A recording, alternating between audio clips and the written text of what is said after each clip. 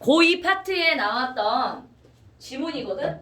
근데 이제 지문을 내가 이걸 이제 즉석해서 읽고 너희들이 문제 3개를 같이 풀 건데 직관적으로 이해할 수 있는지 없는지를 생각을 해보란 얘기야. 너희들 스스로가 직관이라는 얘기는 뭐냐면 글을 읽었지.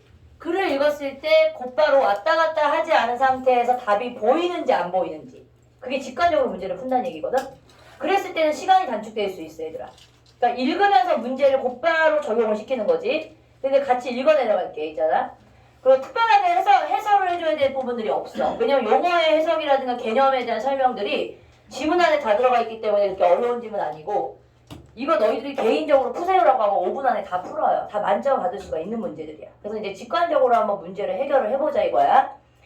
자, 일단 사실은 세계경제포럼의 일자리 미래보고서는 기술이 발전하다. 사실 이제 이게 문장으로 따지면 서론 부분인데 서론 부분에서는 거의 뭐 나올 수 있는 부분은 없고 아 글이 어떤 식으로 전개는 나갈 수 있겠구나라는 걸 예측할 수 있는 부분이거든. 자, 향후 5년간 500만 개 이상 일자리가 사라질 것으로 경고했다. 자, 그다음 실업률이 증가하면 사회적으로 경제적 취약계층인 저소득층도 늘어나게 되는데 지금까지는 최저소득 보장제가 저소득층에 보호하는 역할을 담당해 왔다라고 얘기했지, 얘들아. 그럼 자, 그 다음에 예상되는 문장들이 어떤 내용들로 전개해 나갈까요? 지금까지는 이라고 얘기했으니까 앞으로는 이게 아닐 수 있다는 얘기가 나오겠지. 무슨 말인지 알겠지? 자, 그러면 최저소득보장제가 뭔지 한번 볼까요?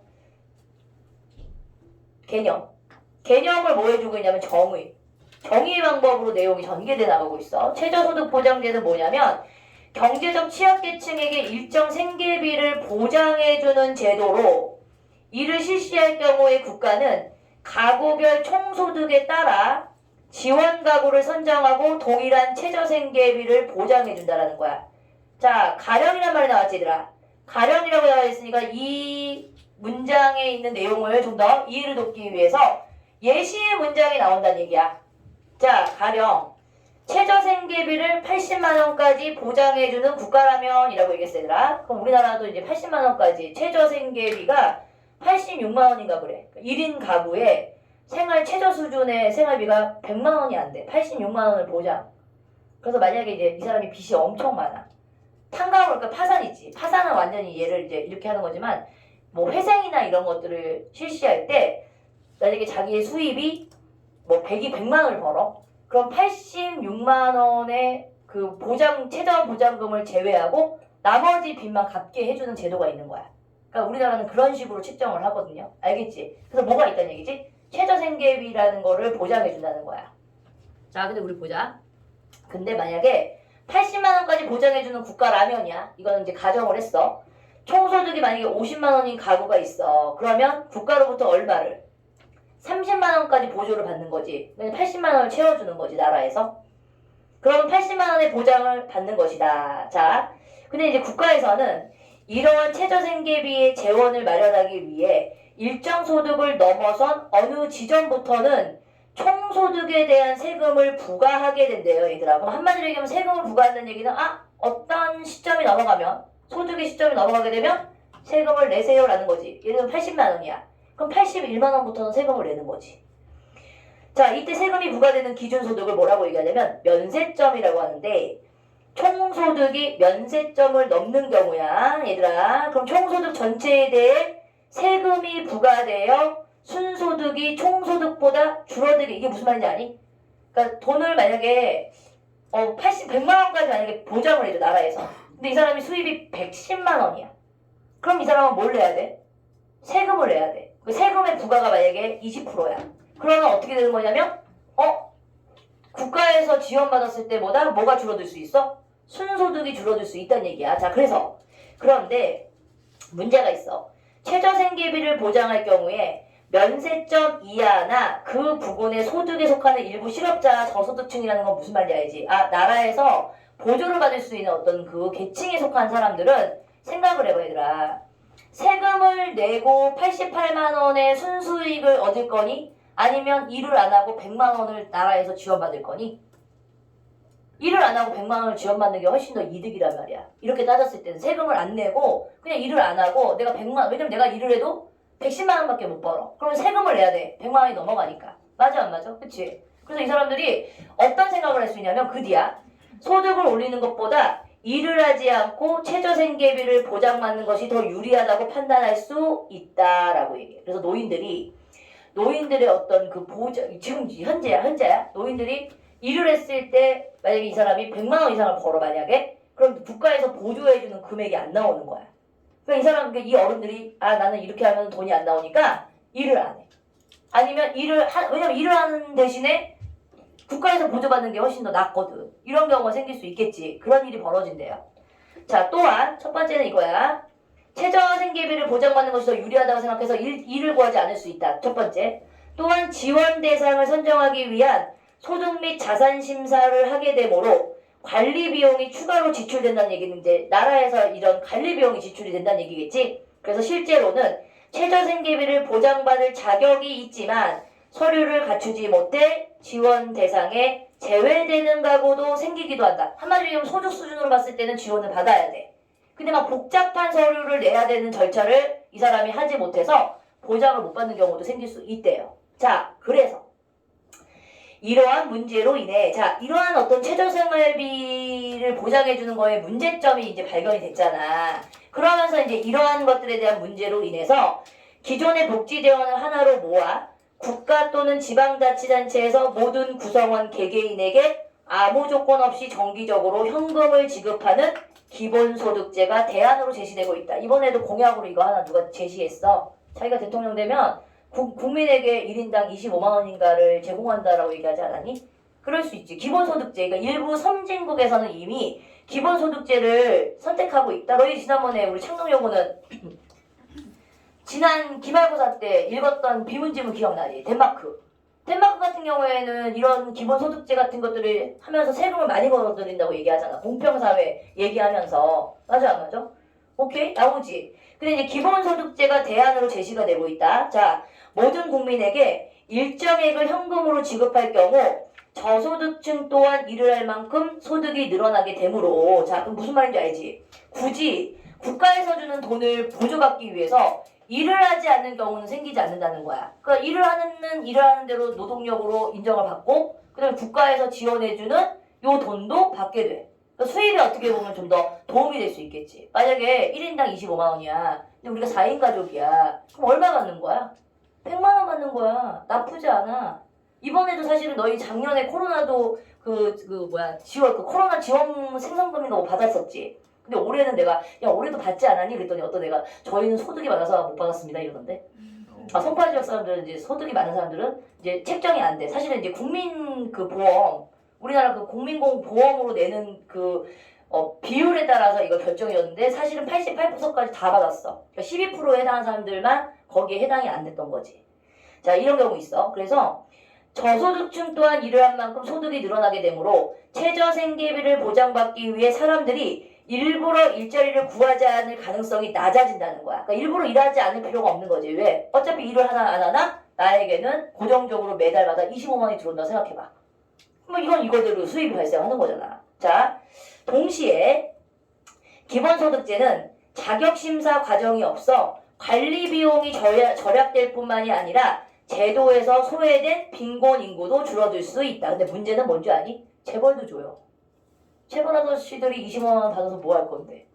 편의점 가가지고 빵 사 먹으면 되겠지? 근데 일단은 문제는 뭐냐면 다 모든 국민을 공평하게 주기 때문에 빈부의 격차가 없이 준단 말이야. 그랬을 때 생기는 문제점도 사실은 있을 거야. 왜? 여기 나오지. 하지만 기본소득제는 모든 국민에게 일정액이 지급되는 만큼 이에 만족하는 사람들이 늘어나면 최저소득 보장제를 실시할 때보다 오히려 일자리를 찾는 사람이 전체적으로 줄어들 것이란 우려도 동시에 제기되고 있다. 근데 솔직히 말해서 이건 좀 아니야. 우리나라가 솔직히 많이 줘봤자 얼마나 주겠어. 한 사람당 한 100만 원씩 준다면 모르겠다. 그러면 일 안 해도 될 수도 있어. 그냥 우리는 그냥 허리띠 졸라매면서 3인 가족이야 만약에. 그럼 우리는 300만 원 가지고 그냥 살래 그냥. 학원도 안 보내고 먹고 쓰는 거 줄이고 일하는 거보다 그냥 놀러 다니는 거야. 그 300만 원 가지고. 괜찮지 않아요? 100만 원만 준다 치면? 근데 뭐 25만 원 가지고 뭐 할 건데? 그럼 이래야죠. 생각해봐. 이럴 수 있다는 거지. 그러니까 복지를 더 많이 해줄 수 있을 정도로. 근데 이제 문제는 뭐냐면 또한 이거는 이제 가난한 나라에서는 할 수가 없어 얘들아. 그러니까 일부 선진국에서 실행할 수 있는 거지. 왜? 복지 예산이 상대적으로 부족한 국가에서는 시행하기가 어렵고 기본소득 이상의 혜택을 받아야 하는 또 문제는 뭐냐면 취약계층에 더 많은 경제적 지원을 할 수 없는 문제 등이 있어 기본소득제를 현실 사회에 적용하기까지는 많은 어려움, 난관이 있을 것으로 예상된다라고 얘기했어. 한마디로 얘기하면 이제 더 이제 수입이 더 낮은 사람들 있잖아. 아까 소득이 보장돼야 되는 사람들까지는 너무 다 똑같이 주기 때문에 그들에게 더 못 돌아간다는 얘기지. 자, 그런데 이제 그럼에도 불구하고야. 왜 기본소득제를 도입하려고 하는지가 왜 모색하냐면 장점이 있기 때문이겠죠. 이럼에도 불구하고 어떤 장점? 국가나 지방자치단체는 모든 국민들이 소득을 일정 부분 보장받는 만큼 생산과 소비가 촉진되고 이로 인해 전체 경제가 활성화될 수 있을 것이라 예상한다. 한마디로 하면 이게 중요한 거죠. 경제가 활성화가 된다는 얘기야. 우리 알잖아 얘들아. 이번에 그 코로나 지원금을 받았어. 이거 가지고 솔직히 말해서 지역에 있는 이런 가게나 상점에서 음식을 사 먹을 수 있고 물건을 살 수 있단 말이야. 물론 대기업을 제외하고. 그럼 어떻겠어? 전체적으로 소상공인 같은 경우에도 경제를 살리는데 얘가 이제 일어날 수 있다는 얘기겠지. 이런 특징을 가지고 있을 수 있다야. 그래서 기본소득제는 최근 인공지능과 같은 자 이제 사회가 점점 발달되게 되면 기계가 대체되는 경우가 많지 얘들아. 실업 문제와 경제 불황을 효율적으로 극복하기 위한 현명한 대안으로 검토되고 있는 것이다 라고 얘기했어요. 왜냐면 이제 기계가 모든 일 인간에 대체할 수 있으니까 이럴 때 기본소득제를 보장하면 좋겠다. 자, 근데 기본소득제가 솔직히 말하면 아직까지 우리나라 같은 경우에는 실행을 하기에는 이 국민적인 그 국가의 예산을 이걸 통과하기가 쉽지는 않겠지. 근데 한 사람당 만약에 매달 25만 원 줘. 그럼 가족에게 4인 가족이면 100만 원의 부수입이 생기는 거야. 나쁘지 않겠네. 그치? 가보자. 이제 문제를 한번 볼게 얘들아. 이제 문제 지문을 읽었으니까 직관적으로 풀 수 있는지 한번 볼까요? 자, 윗글을 통해 해결할 수 없는 질문이라고 문제가 나왔지만 사실은 이 문제는 무슨 문제니? 이 글을 통해서 알 수 없는 내용, 제대로 내용 속에 없는 거, 지문 안에 없는 내용이 있습니까? 라고 물어보는 거지. 자, 그러면 최저소득 보장제와 기본소득제의 개념이 있었어 없었어? 아까 있었지. 지워. 그럼 최저소득 보장제는 사회에서 어떤 역할을 담당하고 있는지 알지? 저소득층에게 국가가 지원을 해주는 거지? 아까 나왔어. 그 다음에 기본소득제를 만약에 도입해서 얻을 수 있는 경제 효과는 뭐라고 얘기했냐? 경제가 활성화될 수 있다라는 거 우리 마지막 문장에서 읽어봤단 말이야. 나오지. 그럼 기본소득제가 최저소득 보장제의 대안으로 제시된 이유는 뭐예요? 그럼에도 불구하고 경제가 활성화가 될 수 있다라는 어떤 장점이 있기 때문에 얘를 제시하고 있다라고 얘기했단 말이야. 자, 근데 우리 5번. 야, 그럼 우리 기본소득제 국가나 지방단체의 차원에서 도입한 사례가 있어요? 라는 것은 언급되지 않았어. 구체적인 어떤 국가를 언급하진 않았습니다. 그래서 5번이 없지요. 자, 우리 두 번째 문제 같은 경우가 우리 경제지문에서 되게 잘 나오는 문제인데 자, 이건 되게 쉬워. 아까 지문이 쉬웠기 때문에 이 표의 내용도 쉬운데 이 표를 볼 줄 알면 사실 너희는 이게 힌트가 되는데 이상하게 경제지문을 보잖아? 표를 보면 쫄아요.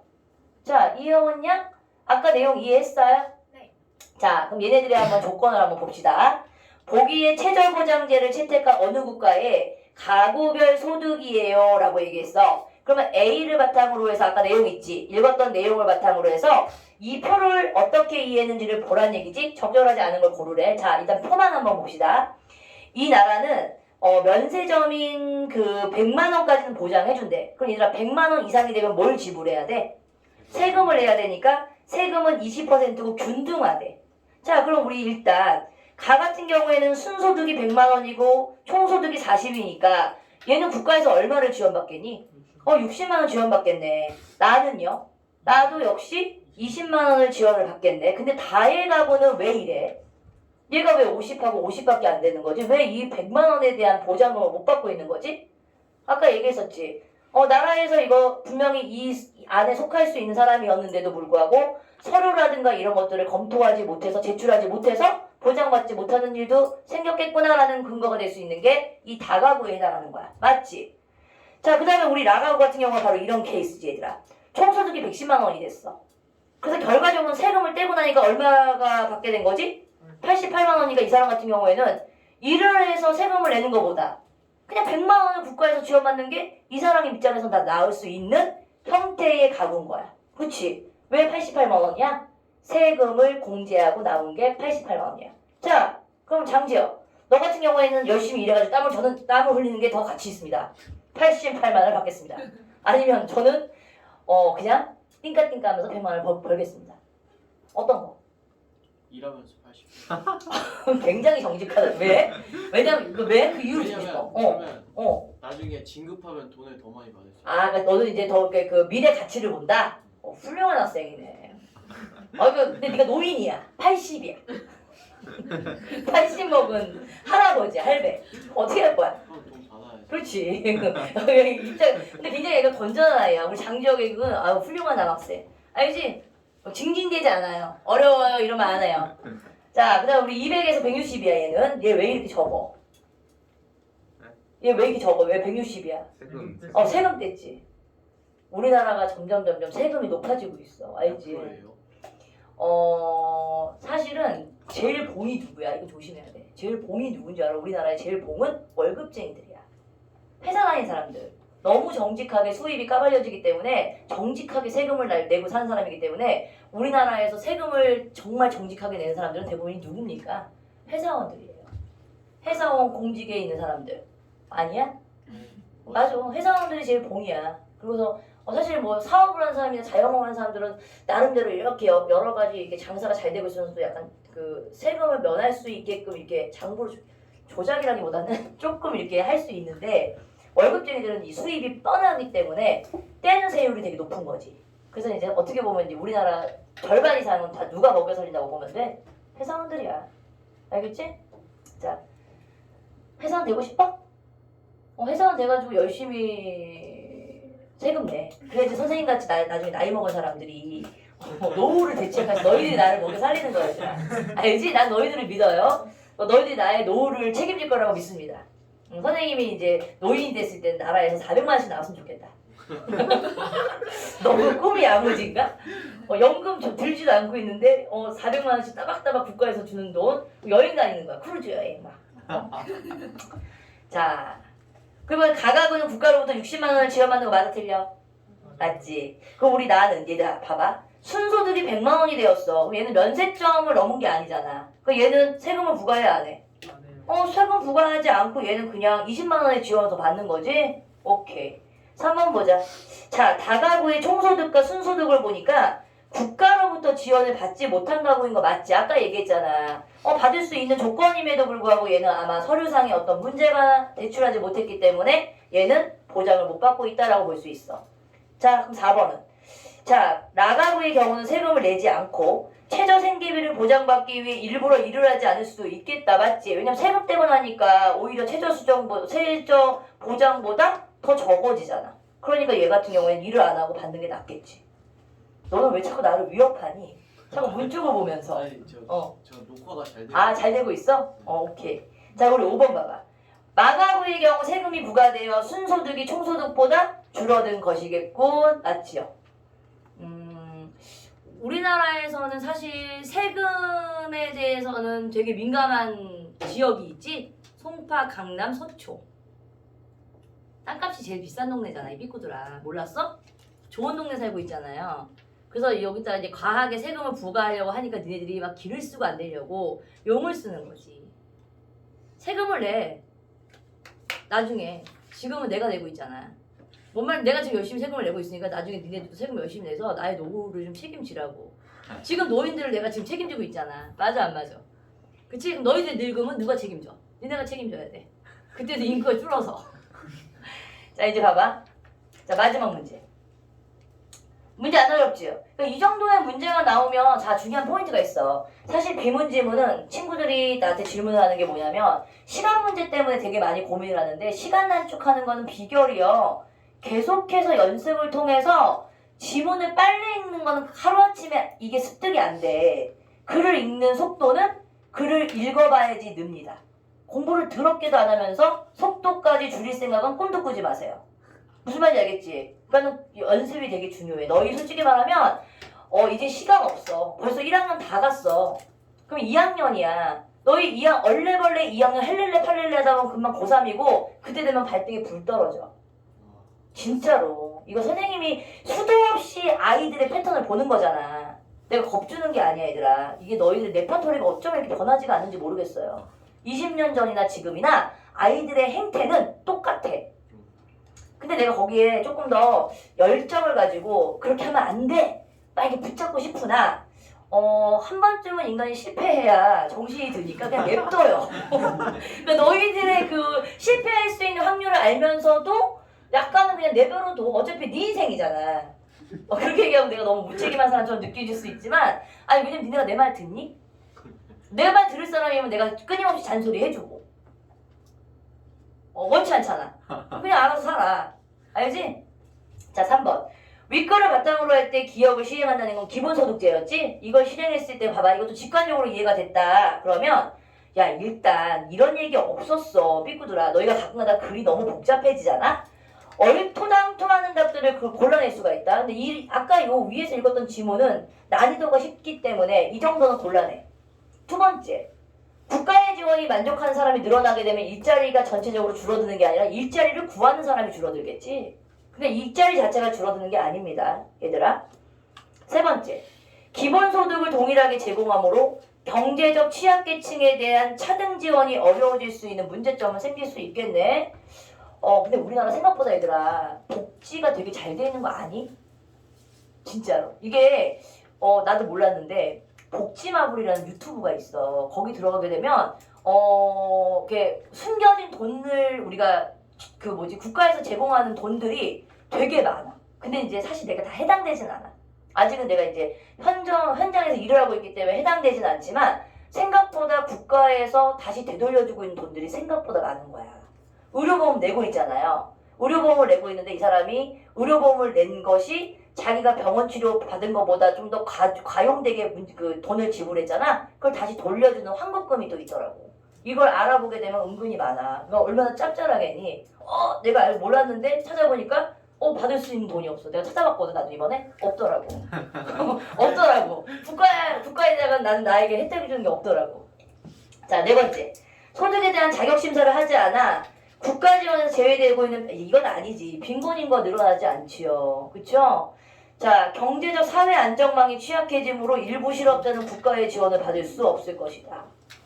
이거 얘기하는 것도 아니지. 자, 근데 우리 난 진짜 그랬으면 좋겠는데 나 늙을 때쯤 되면 국가에서 조금 많이 줬으면 좋겠는데 걷어 들어가는 건 하지 말고 이제 60세 이상이 됐을 때 당신은 그동안 수고하셨으니까 국가에서 500만 원씩 드리겠습니다. 아까 400이었는데 500이 좋을 것 같아. 500만 원, 야 노인 둘이서 만약에 살아. 그럼 500만 원이 완전 충분하지 않을까? 1000만 원? 아니 이거 솔직히 1000만 원 나오면 좋지. 남아 돌죠. 응, 아니 남아 돌지 않아. 노인들도 돈 쓸 데가 얼마나 많은데 손주 오면 돈 줘야지. 야 너희들도 할아버지 할머니 돈 있어야 좋아하지. 돈 없는 할아버지 좋아하냐? 야이 새끼 좀 지네들 생각을 해봐야지. 너 생각을 해봐. 명절 때 할아버지가 주머니 돈 한 푼도 안 나와봐. 좋아하냐?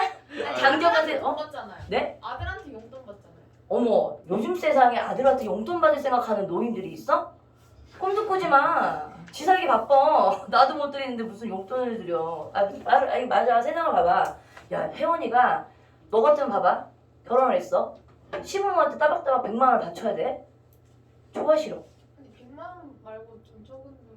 아니 적은 돈 안 받겠대. 야 따박따박 100만 원씩 갖다 주거라. 내가 그랬어. 내가 지금 늙어가지고 일할 수 없으니까 니네들이 일하고 있으니까 너희 월급 한 거에 한 100만 원 나한테 갖다 줘. 근데 생각보다 쉽지 않아. 100만 원이란 돈이 적을 것 같잖아. 왜냐면 네가 만약에 500을 벌어. 500을 해서 100만 원을 나한테 갖다 준다고 생각해. 내가 시어머니야? 어떨 것 같아? 쉬울 것 같지? 100만 원 너무 많이 주는데. 그러니까 30만 원 충분한 거 같아요. 2, 30만 원 가지고 안 돼. 내가 지금 옷 사입는 것만 해도 지금 2, 30만 원 가지고 될 것 같아. 와인 한 병이야. 20만 원이면. 말이 돼? 와인 한병안 사면 되는 거 아니에요? 와인 한병 안 사면. 아니 난 사야 되는 또라이 할머니야. 그러면 100만 원 가지고는 안 되지. 말하자면. 그치? 자식한테 용돈 받는 세상은 이제 끝났어 얘들아. 내가 벌어야 돼. 그래서 장지혁 나한테 계속 주식의 정보를 주라고 선생님 노후 대책 좀 하게. 이 새끼 진짜 독종이네. 되게 안 주네. 10만 원. 됐어 이제 넘어가. 페이지 이제 깔끔하게 우리 용훈이 좋아하는 문법으로 갑시다. 5문제 또 나와요. 용훈이 이름이 참 좋다. 자, 페이지 32페이지인가?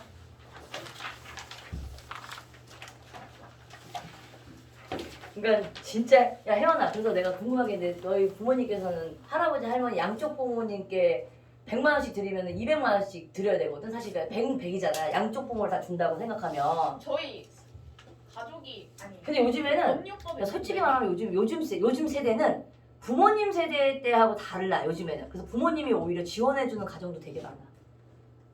그 장지영네 할아버지가 장지영의 집에다가 돈을 더 주는 거야. 맞아요. 많아. 그런 집 많아. 그 할아버지 재력이 있으면 큰 소리 칠 수 있어. 나도 그러고 싶단 말이야. 야, 오늘 와. 오늘 가자. 아니 근데 만약에 없으면 야 오지 마라. 뭐든지 부담스러워 오지 마. 손주도 오지 말라 그래. 왜 오면은 뭐 돈 줘야 되는 돈이 없어. 아이고 꾸깃꾸깃한 막 1,000원짜리 나와. 자기. 너무 슬프다. 나 너무 슬프다. 지금 노후 대책 해야 돼 이제. 어떡해. 와인 그만 사야 되겠다 이제. 거덜날 것 같아. 나 요즘 와인 좀 끊었거든. 요즘 와인? 잠깐 쉬고 있어. 한약 먹는 중. 와인 재테크 같은 거 없어요? 있어. 그거는 이제 비싼 거 있지. 한 뭐 몇백만 원짜리. 이런 경우는 이게 그 좋은 거 사놓고 한 10년 정도 묵혔다가 후가 됐을 때 그 희소한 그거 있지? 근데 그건 되게 잘해야 돼. 잘 알아야지 하는 거야. 나 같은 사람들은 중간에 먹을 거예요. 분명히 재테크 할 수가 없어. 뭔지 알지? 그러니까 좋은 술을 오랫동안 묵힐 수 있는 성격이 못 돼. 이거 언제까지 항상 벼르고 있을 거야. 자, 이제 봐봐.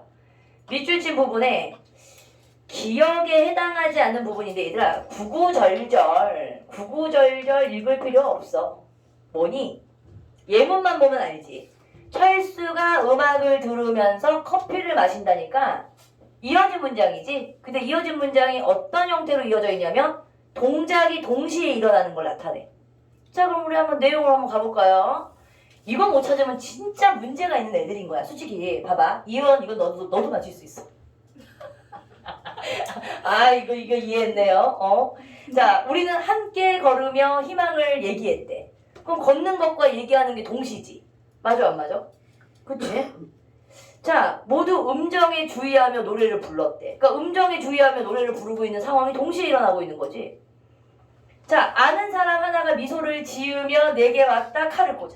아이고 여기는 없었어. 미안해. 없는 내용 갑자기 상상했어. 5번. 코바 이어 봐봐. 지 아는 거 오랜만에 한 번 나오니까 이렇게 답을 100번 얘기하잖아. 자, 가쁜 숨을 몰아쉬며 결세. 너 근데 이거 동시에 할 수 있는 사람 없다 얘들아. 일본은 버스를 이용하면 어떻게 지하철 탈 거니?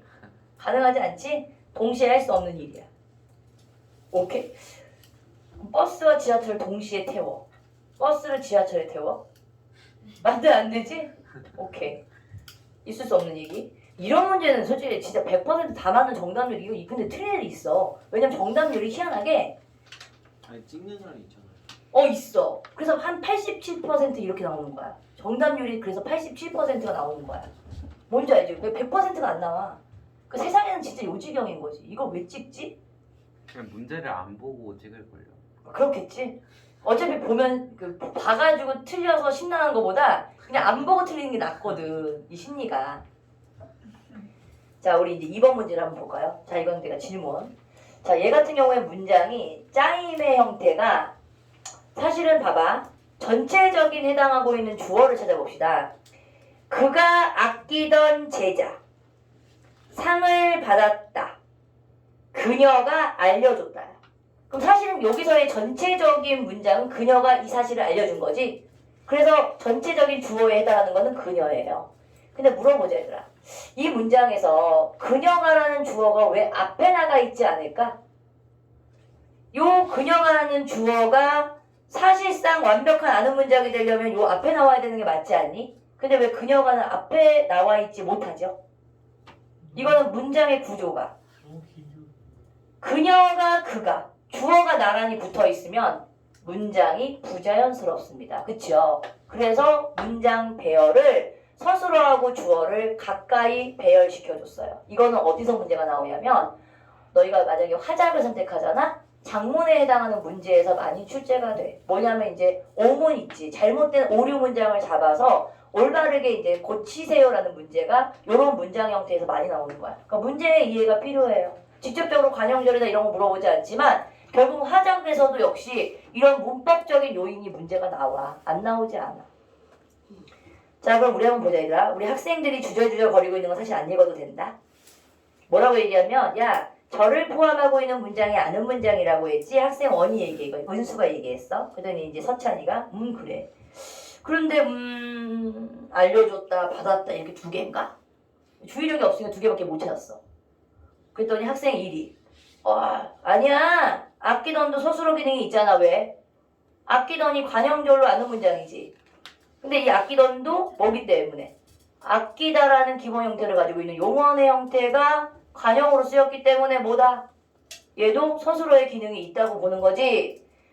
자, 그래서 뭐래? 아, 그렇구나. 그러면 문장 전체의 서술어는 알려줬다이고 그것의 주어는 누구지? 그녀는이지. 아, 그녀는 알려줬다와 어울리죠. 그러면 맞아. 그럼 받았다는 건 누구야? 누가 받은 거야? 제자가 상을 받은 거니까 제자가 맞지.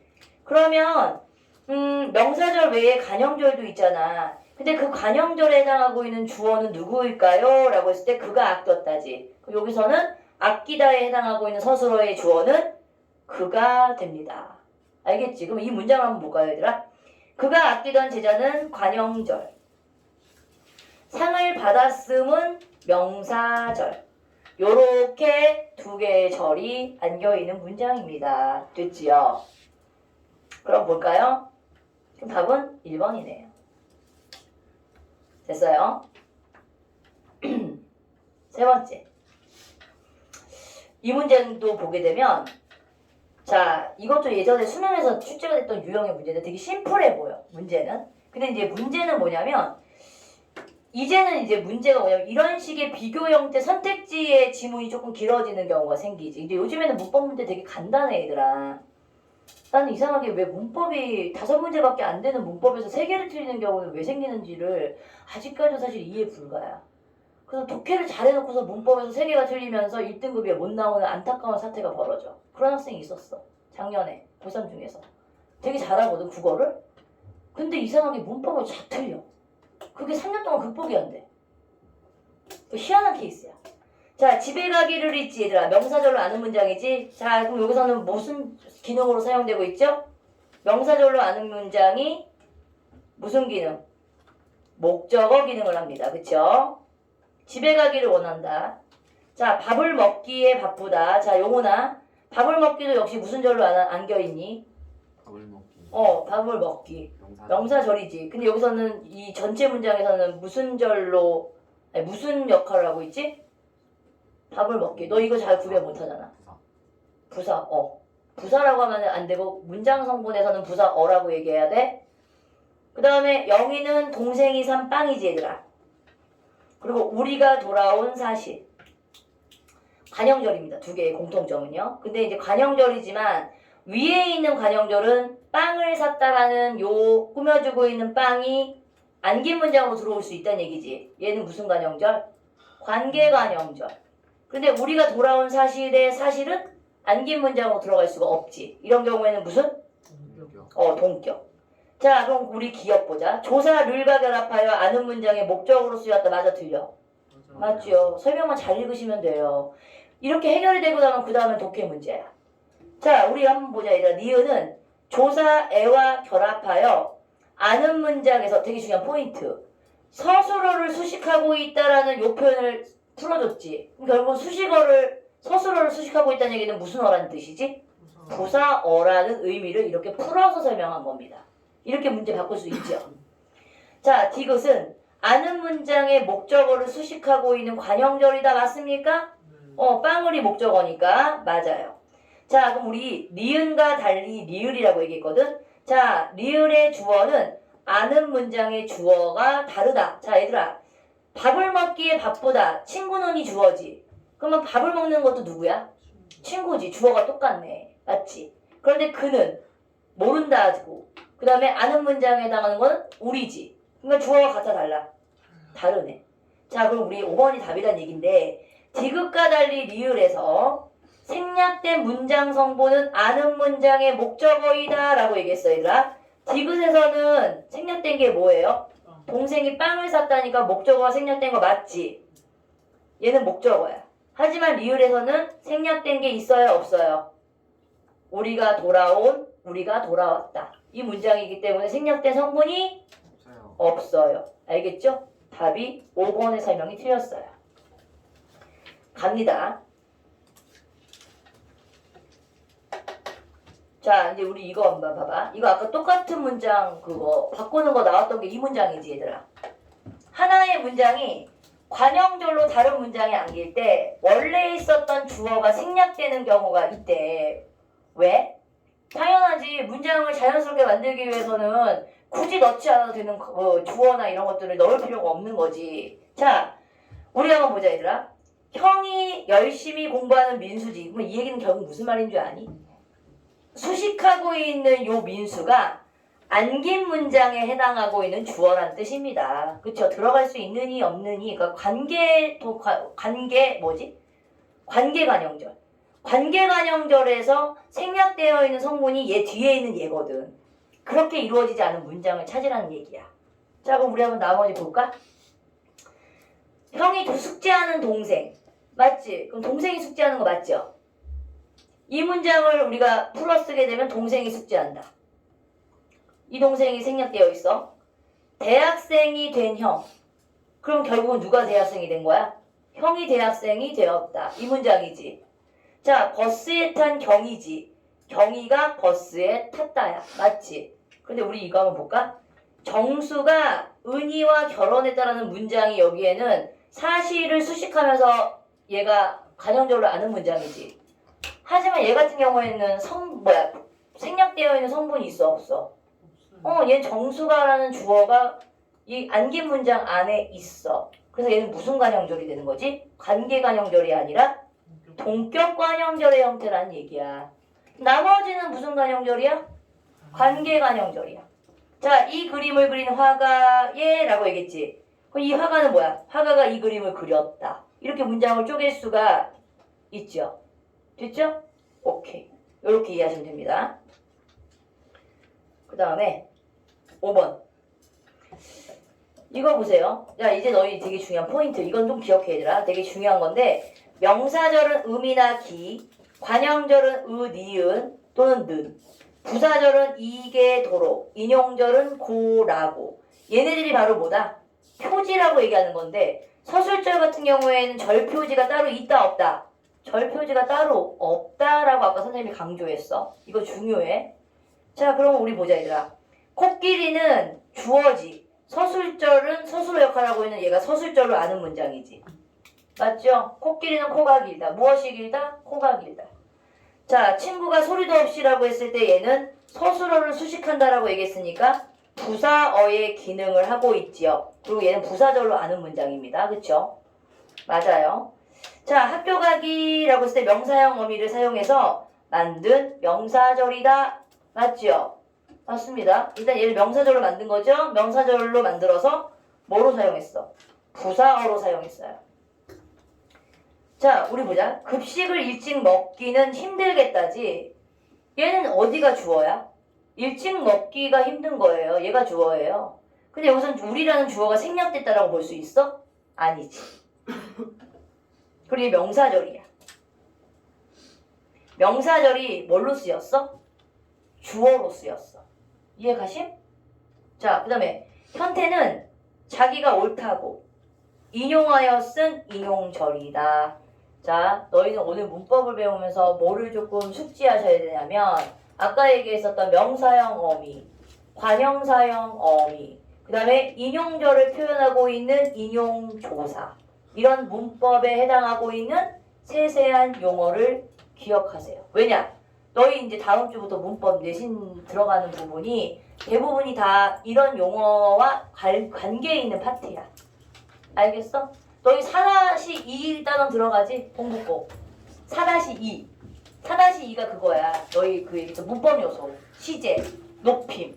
거기서도 엄청 애매해요. 삐꾸들이. 창답도 거기 들어갈 거야. 맞지? 뭘로? 일단 들어갈 거야. 거기가 문법에서 2개가 남았거든 너희가. 자 여기까지 하시고 다음 주에 국풀교재 용훈아 숙제 좀 해와. 네. 알았지? 오케이. 시간 좀 거둘게.